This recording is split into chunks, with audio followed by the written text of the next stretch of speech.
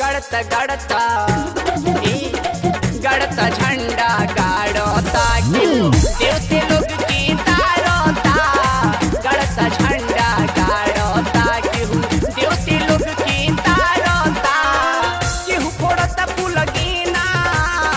केहू कहता तनी देना केहू मिश्री के ठंडा करावता गड़ता गड़ता गड़ता झंडा गाड़ता देवती लोग की तारता गड़ता झंडा गाड़ता देवती लोग की तारता।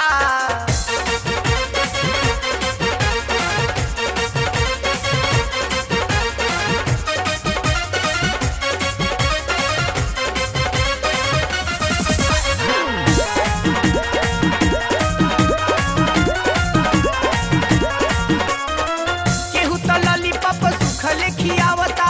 केहू तो मिस कॉल मार के बोलावता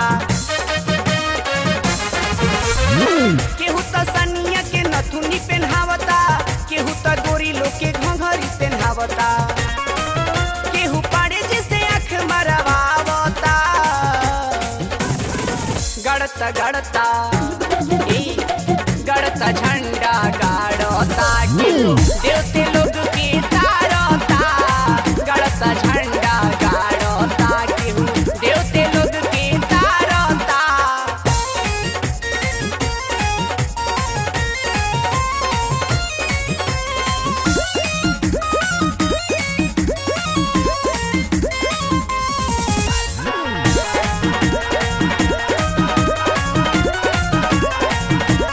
केहू तो चोलिया के हुक लगवावता केहू तो एटीएम में डाल के निकालता केहू तो भाई लोग के साली गिनवावता केहू तो काका लोग के पाछे हटावता केहू देवरे से रोटी बेलावावता गड़ता गड़ता गड़ता झंडा गाड़ता देवते लोग के तारता गड़ता झंडा गाड़ता केहू देवते लोग के तारता।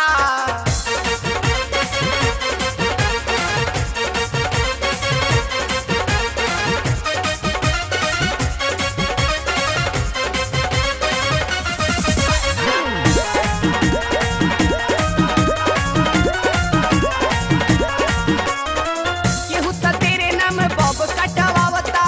केहू बंगाल के छोकरिया बोलावता केहू तो जींस पैंट ढीला करवावता केहू तो मुंह खोला मुहवे में डालता देखरी मिठी मजोर समझावता गड़ता गड़ता गड़ता झंडा